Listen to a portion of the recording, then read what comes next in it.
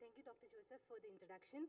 For the next 10 minutes, I'll be presenting on printable fused silica-based microchamber integrated with graphene chemi-resistive sensors for direct on-chip soil testing. In an outline, I'll be talking on volatile organic compound sensing, and the importance of acetone sensing from soil, and then why graphene is an important potential material for gas sensing, the UV regeneration of graphene surface, and finally soil testing. Volatile organic compounds are chemicals that has high vapor pressure at ambient atmosphere.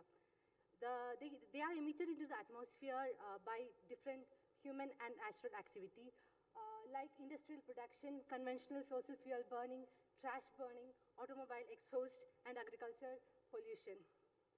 In my contest, since I'm working on acetone from soil, the presence of acetone in soil is mainly due to agricultural production and industrial activity. According to US Health and Human Service toxicology report on acetone, the presence of acetone in soil ranges from 1 ppb to 200 ppm. So in order to, it is important to monitor the presence of acetone in soil for environmental monitoring and also to ensure the soil quality. There are different types of VOC sensors available. In a gas sensor, the sensing material interact with the chemical entity by changing properties such as resistivity, work function, dielectric constant, etc. Metal oxide semiconductor gas sensing material is a promising chemi-resistive sensing material. In this, the oxygen adsorbed on the surface of a metal will react with the target gas and hence change the resistivity of the metal film, and thus we can do the sensing. But generally, it operates at very high working temperature. And this is one of the main disadvantages of metal oxide chemi-resistive gas sensor. And as a result, it uses high power. And researchers are focusing on room temperature and pressure chemi-resistive gas sensors. Ever since graphene was first discovered in 2004, it has been a wonder material and is extensively studied for gas sensing application because of its large available surface area, etc. But being a true two-dimensional material, graphene has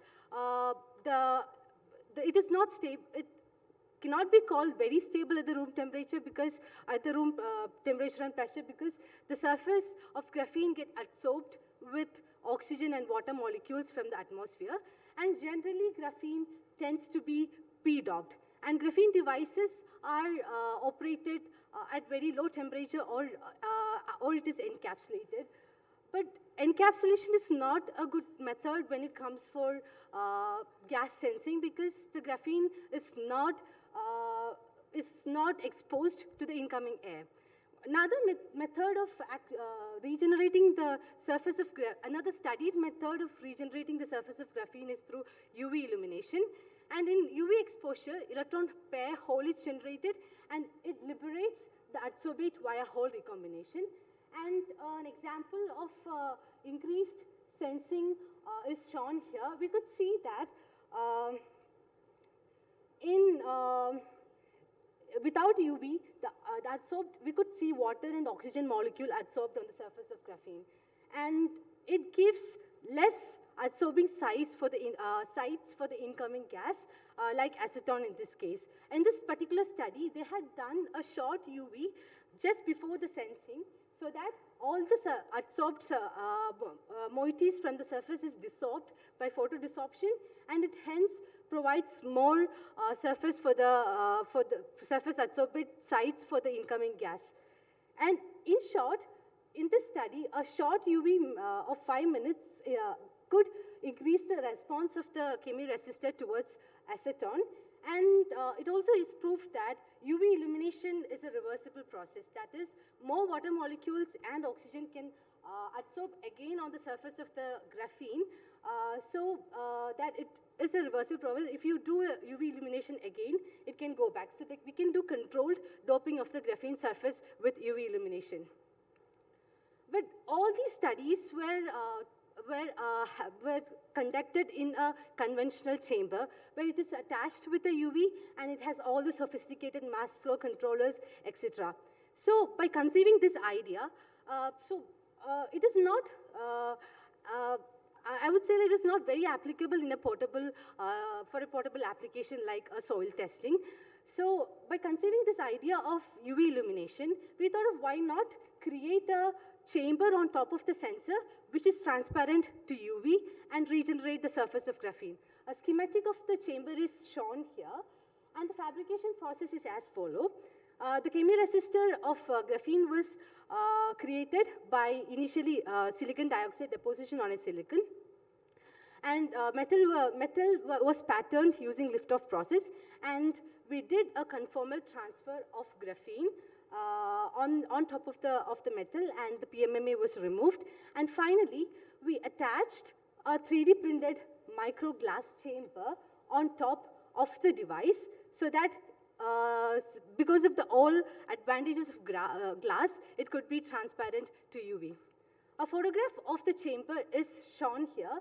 We had an inlet and outlet created in the 3D printed chamber for gas inlet and outlet. Let me talk a little bit more about the fabrication of the chamber.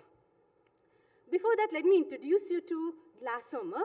It is a material with a polymer and fused silica that could be shaped and consecutively turned into a high and full purity transparent fused silica glass. For this, we had to make a master mold, a 3D printed master mold with plastic for a PDMS flexible mold. For the PDMS mold, we poured the glassomer. So we poured the glassomer into the PDMS mold, and then we UV cured the glassomer, and further it was sintered to get a glass as shown in the figure.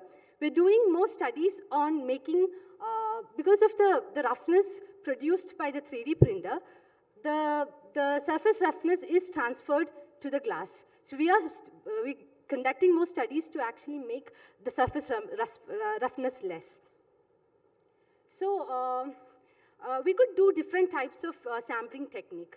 In this, we actually followed a static sampling technique where the acetone vapor was, the acetone was taken in a sealed vial and it was left to reach saturation. Once it was reaching saturation, we used a airtight syringe to take the headspace sample, and probably we can serially dilute it or inject it directly into the chamber.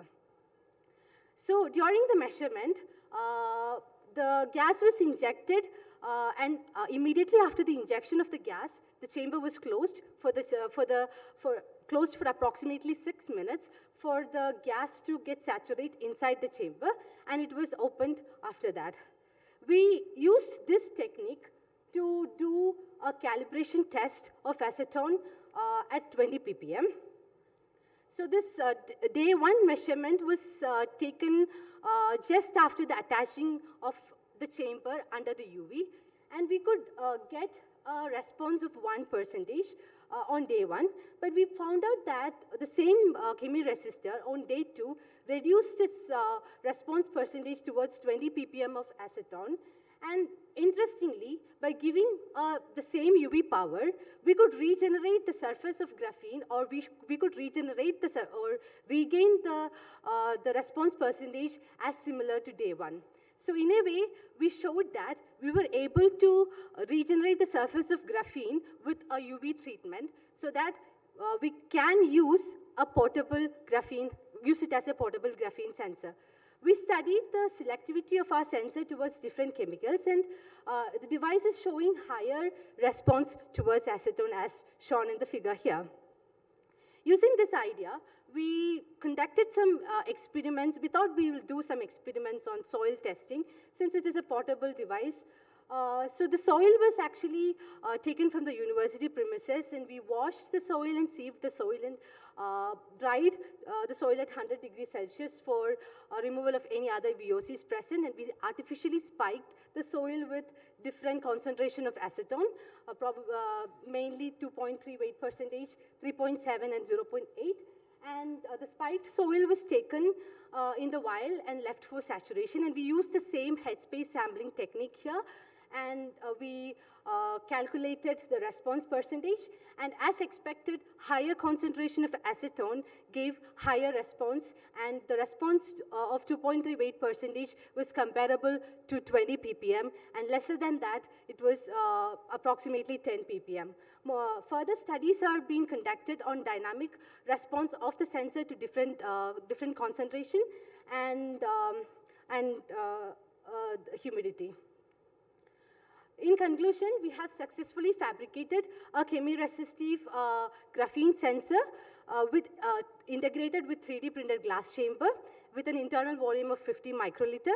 The 3D chamber helped in regenerating graphene surface with UV radiation. The calibration test was conducted at 20 ppm of acetone using headspace sampling technique and gas-tight syringe. The sensor showed higher selectivity towards acetone among other studied chemicals. The soil was artificially spiked with 3 different concentrations of acetone. As expected, the higher concentration showed higher response, and 2.8 weight percentage of acetone has comparable response as 20 ppm.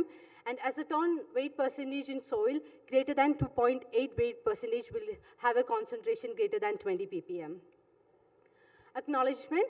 We acknowledge Department for the Economy Northern Ireland and our collaborators, Tyndall National Institute and the University of Utah, Roy's Students Equipment Access Scheme, Dr. Paul Payne, John Montgomery, Mr. Brian McConnell, Queen's Advanced Microengineering Center faculties, and I'm open for questions.